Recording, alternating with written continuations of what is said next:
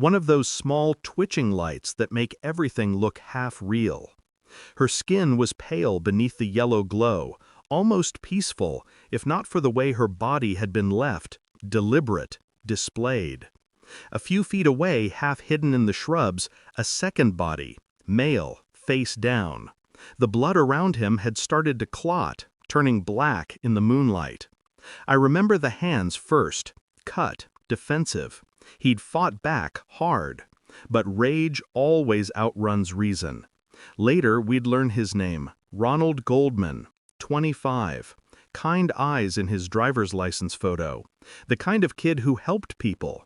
He came here to return a pair of glasses someone left at dinner. That's all. The trail of blood stretched like a confession, droplets leading from the front steps to the street, fading as they crossed the pavement. Whoever did this walked away fast, but not clean. We worked fast, quietly, but the whispers were already spreading down the street. They knew. One woman said it before anyone else dared to. O.J. She said it like a memory, not a theory. When the sun came up, Bundy Drive looked like a stage that had been scrubbed too late.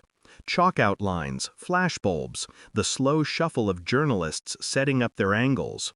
But I still remember those first hours before the noise began, when it was just blood, silence, and the faint sound of sprinklers washing over the sidewalk, rinsing away what someone hoped would stay hidden. Murder scenes are usually puzzles. This one felt like a mirror. We drove to Rockingham Avenue, O.J. Simpson's residence. The white gates loomed like something out of a dream, pristine, untouched, too calm. A white Ford Bronco sat by the curb, speckled with what looked like rust near the handle. Except rust doesn't dry that fast. We knocked, no answer. Lights off. Just the sound of sprinklers again. Same mechanical rhythm as Bundy. It was eerie, almost rehearsed. When no one came to the door, we went over the wall. Legal or not, instinct said now or never. The first thing we found inside was another glove, same type, same leather, right hand this time. It was behind the guest house, half buried near the air conditioner. Blood. The same mixture, Nicole's, Goldman's, and O.J.'s. You don't need words when blood speaks that clearly. The housekeeper confirmed he'd taken a red-eye flight to Chicago late that night. Business trip, she said. Sudden, no luggage besides a small bag. When we called his hotel, he answered. His voice was steady at first, confused even. But when we told him, "Your ex-wife has been found murdered," something cracked. Not grief, something tighter, more controlled.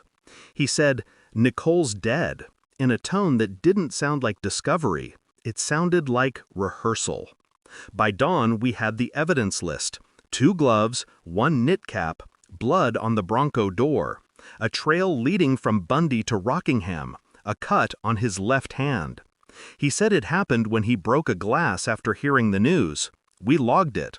But the timelines didn't care about stories. They cared about sequence. And sequence put him at the center of everything. DNA testing was still young then, but it didn't hesitate. Every drop of blood we lifted from walkway to vehicle led back to him. Still, evidence doesn't convict. People do. And people were already starting to split. When we brought him in for questioning, he carried himself like a man used to being watched, not nervous, just deliberate. Then came the day the story left our hands.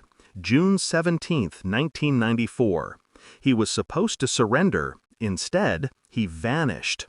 And then that white Bronco, crawling down the freeway, trailed by dozens of squad cars, helicopters swarming above like vultures.